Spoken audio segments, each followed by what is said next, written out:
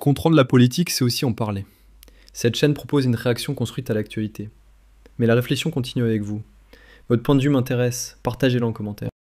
Je voudrais vous remercier tous de vous être rendus en plein été soutenir un homme qui ne le mérite peut-être pas, mais une robe qui, elle, avait besoin de vous. C'est un moment historique parce que c'est peut-être la première fois dans l'histoire du barreau où le ministre de la Justice, alors ministre de l'Intérieur, le premier président de la Cour d'appel de Paris, le président du tribunal judiciaire et le parquet général se sont réunis pour demander la radiation d'un avocat et son interdiction d'exercer. Ils l'ont fait pour des motifs si futiles qu'il pourrait paraître délirant de les énoncer. Avoir utilisé une enveloppe noire dans une correspondance avec un magistrat. Avoir fait poursuivre un magistrat pour un faux qui a été reconnu depuis et qui a amené à son éviction du parquet de Paris.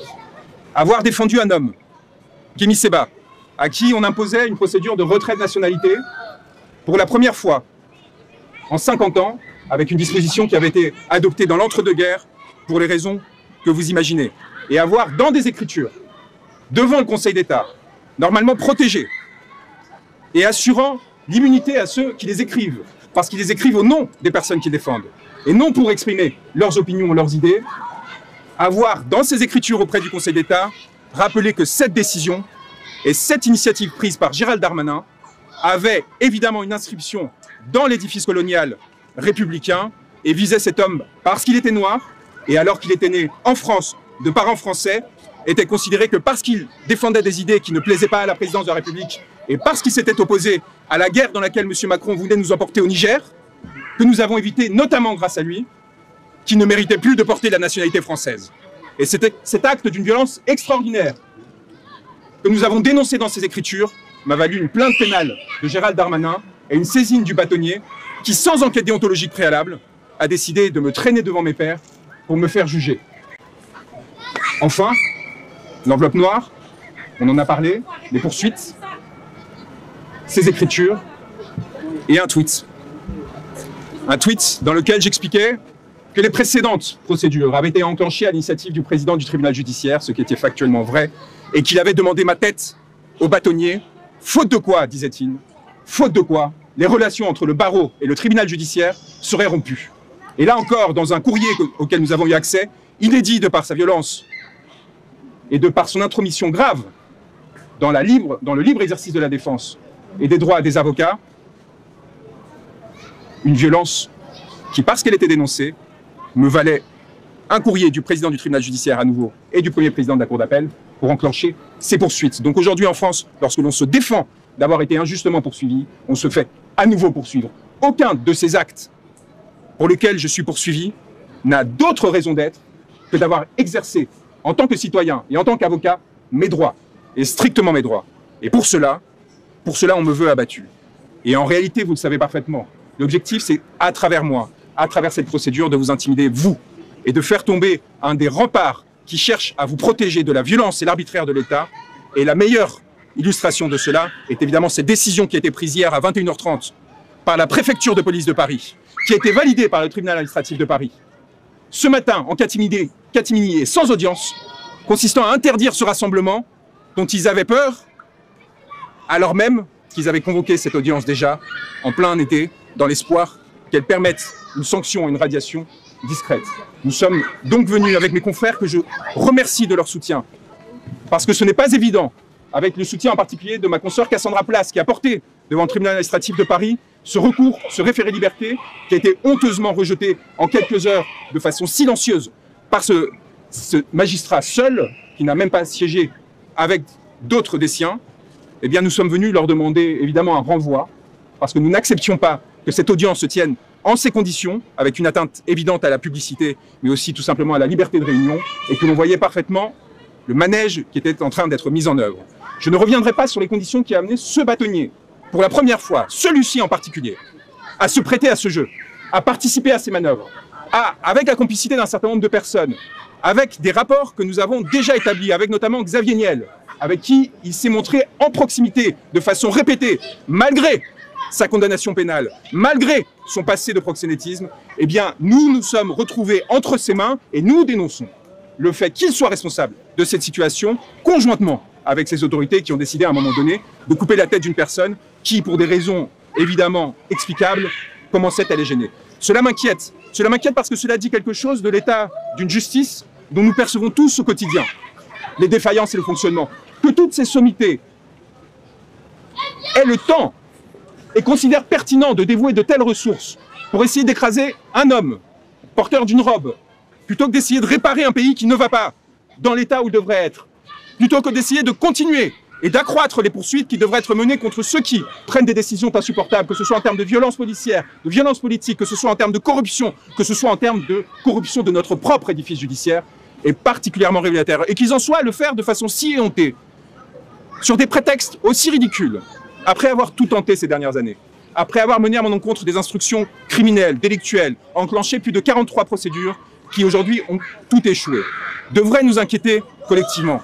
L'absence de la presse institutionnelle, le fait qu'à aucun moment des faits aussi graves aient fait l'objet d'une quelconque couverture médiatique, d'une quelconque interrogation de la part de nos journalistes à l'égard de ce qui était en train de se jouer au sein de nos institutions, à l'égard de ce qui était en train de se jouer non seulement autour de ma personne, mais des causes que l'on défend, et la possibilité que nous leur faisions peur parce que nous voyons ici la diversité des causes qui sont représentées.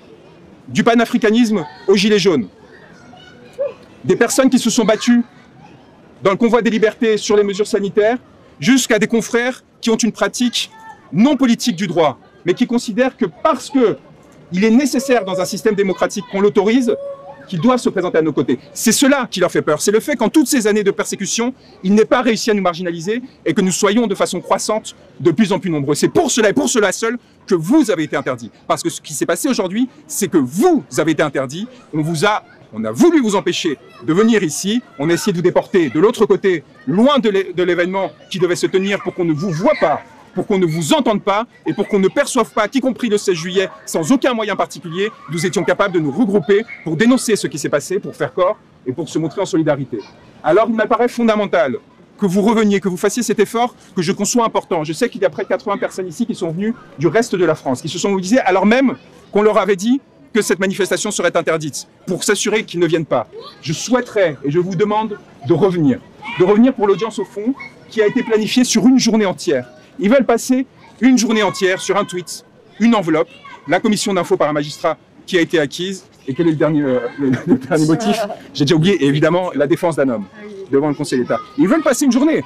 Eh bien, on va passer cette journée. On a demandé et obtenu qu'un magistrat professionnel préside à cette audience, qu'il n'y ait pas un entre-soi entre des membres de l'ordre qui, pour des raisons plus ou moins avouables, pourraient s'être organisés pour orienter la décision dans un sens ou dans l'autre.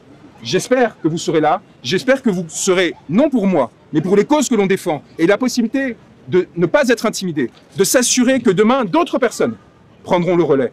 Car je ne suis rien, comme le dirait un certain président de la République, je ne suis rien si ce n'est autre chose que vous. Je suis quelqu'un qui, à un moment donné, dans ce pays, a essayé d'éviter son effondrement et s'est battu en dénonçant un certain nombre de vérités et s'est élevé en protection de ceux qui prenaient ce risque parce que c'est devenu un risque aujourd'hui. Et il faut absolument que nous traversions et que nous transmettions ce message à tous ceux qui nous écoutent. N'ayez pas peur, nous pouvons, y compris dans des conditions exceptionnelles d'interdiction de manifestation, nous réunir parce qu'ils n'osent pas. Parce que quand ils nous voient, ils n'osent pas aller plus loin, ils n'osent pas faire ce qu'ils ont fait il y a quelques années avec les Gilets jaunes, ce qu'ils ont fait par la suite avec tous les mouvements sociaux, parce qu'ils savent le danger qu'il y aurait à atteindre à vos corps, s'ils savent le danger qu'il y aurait à passer la ligne jaune. Donc je vous demande d'avoir ce courage une nouvelle fois, de venir à nouveau nous soutenir et de s'organiser, parce que c'est très important, et je finirai là-dessus, il faut que l'on s'organise pour se protéger. Les aventures solitaires, martyrologiques, qui nous feraient assimiler une forme de Christ suicidaire ou sacrificiel, ce n'est pas possible ni pour vous, ni pour moi. Il faut qu'on l'on fasse bloc et que l'on s'assure que plus jamais l'un d'entre nous se retrouve seul lorsqu'il cherche à défendre des idées, lorsqu'il cherche à défendre l'intérêt général. Donc encore une fois, mon émotion de vous voir ici présent malgré toutes les difficultés, de voir des visages connus, de voir le syndicat des Gilets jaunes qui a déclaré cette manifestation que l'on défend devant la Cour européenne des droits de l'homme, de voir mes confrères qui ont fait ce déplacement, et je nous espère encore plus nombreux le 15 octobre, si j'ai bien compris, à 9h30, le 15 octobre à 9h30, devant ce palais, devant cette audience, venez, parce que si vous nous laissez seuls ce jour-là, ils l'interpréteront de façon à s'assurer à ce que la sentence soit définitive. Merci à tous. Juan Branco vient de poser une question que beaucoup redoutent. La révolution est-elle souhaitable?